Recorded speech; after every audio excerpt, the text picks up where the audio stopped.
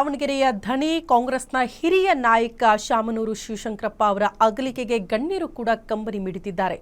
ಆ ಭಾಗದ ಜನ ತಮ್ಮ ನೆಚ್ಚಿನ ಅಪ್ಪಾಜಿಯನ್ನ ಕಳೆದುಕೊಂಡು ಕಣ್ಣೀರು ಹಾಕ್ತಿದ್ದಾರೆ. ಅದರ ಜೊತೆಗೆ ಈಗ ಶಾಮನೂರು ಶಿವಶಂಕರಪ್ಪ ಅವರ ನೆಚ್ಚಿನ ಶ್ವಾನಗಳು ಕೂಡ ಅನಾಥವಾಗಿದೆ. ಮಾಜಿ ಸಚಿವ ಶಾಮನೂರು ಶಿವಶಂಕರಪ್ಪ ಅವರು ವಿಧಿವಶರಾಗಿರುವ ಹಿನ್ನೆಲೆ ಒಡೆಯನನ್ನ ಕಳೆದುಕೊಂಡು ಗೋಳಾಡ್ತಾ ಇದೆಯಂತೆ ನಾಯಿಗಳು. ಶಾಮನೂರು ಶಿವಶಂಕರಪ್ಪ ಪ್ರೀತಿಯ ನಾಯಿಗಳು ಕೂಡ ಕಣ್ಣೀರು ಹಾಕ್ತಾ ಇದೆ. ತನ್ನ ಒಡೆಯ ಇನ್ನಿಲ್ಲ ಅನ್ನುವಂತಹ ವಿಚಾರ ತಿಳಿದು ಮನೆಯಿಂದ ಹೊರಬರೋದಕ್ಕೆ ಕಣ್ಣೀರು ಸುರಿಸ್ತಾ ಇದೆಯಂತೆ ಶ್ವಾನಗಳು.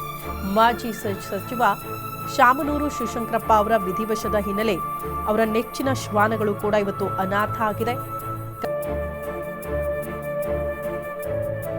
ಶಾಮನೂರು ಶಿವಶಂಕರಪ್ಪ ಅವರ ಅಂತಿಮ ಕ್ರಿಯೆಗೆ ಎಲ್ಲ ರೀತಿಯ ಸಿದ್ಧತೆಗಳಾಗ್ತಾ ಇದೆ. ತೆರೆದ ವಾಹನದಲ್ಲಿ ಹೈಸ್ಕೂಲ್ ಮೈದಾನಕ್ಕೆ ಪಾರ್ಥಿವ ಶರೀರವನ್ನ ಮೊದಲು ರವಾನೆ ಮಾಡಲಾಗುತ್ತೆ. ಮೆರವಣಿಗೆಯಲ್ಲಿ ನೆಚ್ಚಿನ ನಾಯಕನಿಗೆ ದಾವಣಗೆರೆಯ ಜನ ಅಂತಿಮ ನಮನ ಸಲ್ಲಿಸಲಿದ್ದಾರೆ. ಶಾಮನೂರು ಶಿವಶಂಕರಪ್ಪ ಅಂತ್ಯಕ್ರಿಯೆಗೆ ಎಲ್ಲ ರೀತಿಯ ಸಿದ್ಧತೆಗಳು ಆಗ್ತಾ ಇದೆ. ಶಾಮನೂರು ಪಾರ್ಥಿವ ಶರೀರ ಹೊತ್ತೊಯ್ಯೋದಕ್ಕೆ ಚಟ್ಟಕ್ಕೆ ಸಿದ್ಧತೆಗಳು ಕೂಡ ಆಗ್ತಾ ಇದೆಯಂತೆ. ಬಿದಿರು ಕಡ್ಡಿಯಲ್ಲಿ ಪಲ್ಲಕ್ಕಿ ಆಕಾರದ ಚಟ್ಟವನ್ನ ನಿರ್ಮಿಸಲಾಗಿದೆ.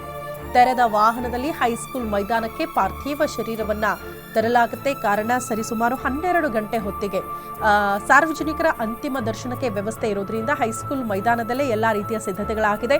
ಬಟ್ ಅದಕ್ಕೂ ಮುನ್ನ ಮೋಸ್ಟ್ಲಿ ಅಂತಿಮ ಯಾತ್ರೆ ಆಗಬಹುದು ಅಂತ 10 ರಿಂದ 15 ಕಿಲೋಮೀಟರ್ ತನಕ ಅಂತಿಮ ಯಾತ್ರೆ ನಡೆಸೋದಕ್ಕೆ ನಿರ್ಧಾರ ಆಗಿದೆ. ತೆರೆದ ವಾಹನದಲ್ಲಿ ದಾವಣಗೆರೆಯ ಜನ ಅಂತಿಮ ನಮನ ಸಲ್ಲಿಸಬೇಕು ಅಂತ ಕಾಯ್ತಿದ್ದಾರೆ.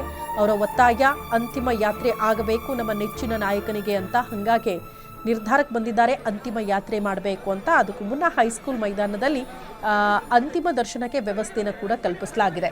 ಬರೀ ದಾವಣಗೆರೆಯ ಜನ ಮಾತ್ರ ಅಲ್ಲ, ರಾಜ್ಯದ ಬೇರೆ ಬೇರೆ ಊರುಗಳಿಂದಲೂ ಕೂಡ ಸಾಕಷ್ಟು ಜನ ಆಗಮಿಸ್ತಾ ಇದ್ದಾರಂತೆ ಅಂತಿಮ ದರ್ಶನ ಪಡೆದುಕೊಳ್ಳೋದಕ್ಕೆ. ಹಾಗಾಗಿ ಮಧ್ಯಾಹ್ನ 3:30 ತನಕ ಕೂಡ ಅಂತಿಮ ದರ್ಶನಕ್ಕೆ ವ್ಯವಸ್ಥೆ ಇರುತ್ತೆ. ಈಗ 12 ಗಂಟೆಯಿಂದ ಹಾಗಾಗಿ ತೆರೆದ ವಾಹನದಲ್ಲಿ ತೆಗೆದುಕೊಂಡು ಹೋಗೋದಕ್ಕೆ ಪಾರ್ಥಿವ ಶರೀರವನ್ನ ಎಲ್ಲಾ ರೀತಿಯ ಸಿದ್ಧತೆಗಳು ಕೂಡ ಆಗ್ತಾ ಇದೆ.